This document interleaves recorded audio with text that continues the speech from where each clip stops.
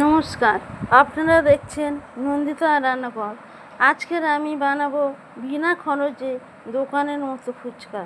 এখন সবার ঘরে রেশনের আটা, এই রেশনের আটা দিয়ে আমি বানাবো সুস্বাদু ফুচকা। আটাটা প্রথমে আমি চেলে নেব।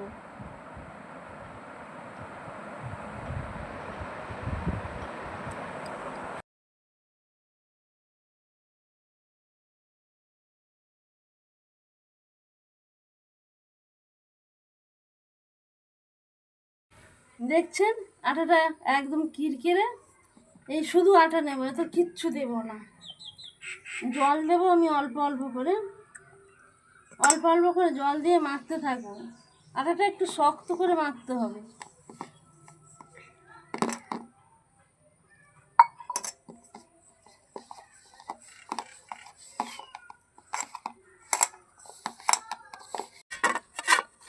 আটাটা মাখা হয়ে গেছে, দেখছেন কতটা শক্ত হয়েছে। শক্ত করে মাখতে হবে একটু। এবার আটাটাকে আমি ছোটো ছোটো করে গোল গোল কেটে নেবো। আপনি একটু বড় করতে চাইলেন একটু বড় করে কাটবেন।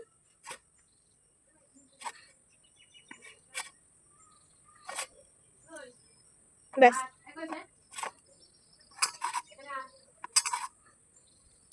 এবার এইগুলোকে আমি হাত দিয়ে গোল করে নেব।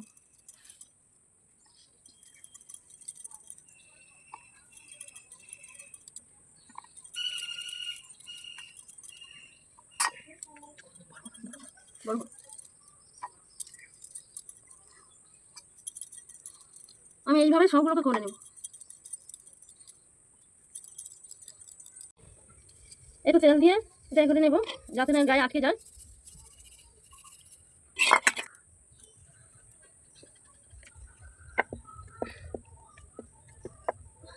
যেভাবে বেলবো সেই দিকেই রাখবো, যেমন বেলবো সেই দিকেই রেখে দেবো, উল্টে দিলে আর হবে না।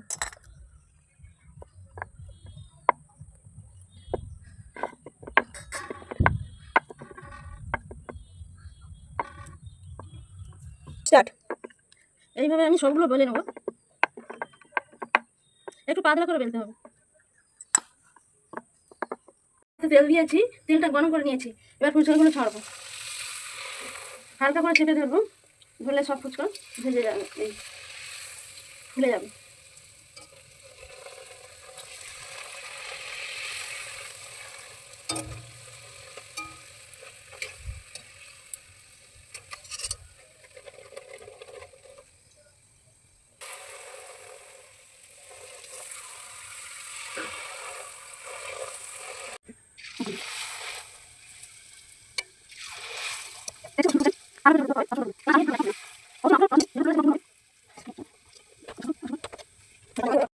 দেখুন আমাদের ফুচকা তৈরি হয়ে গেছে।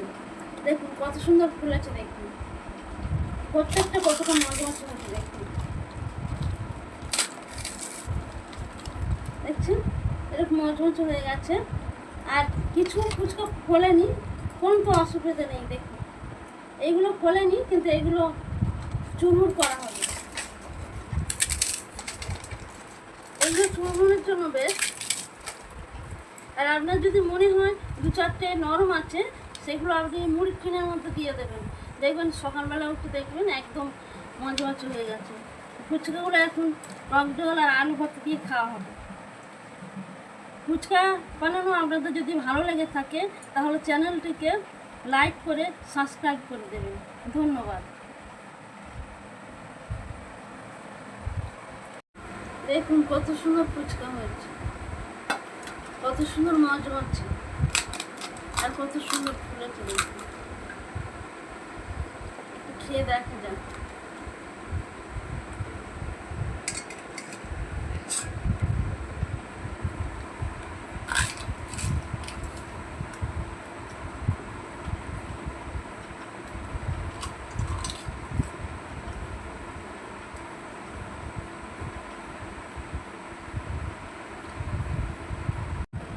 এইগুলো দেখুন একটু কম ফুলেছে, এটা কি ব্যবস্থা করে দেখুন,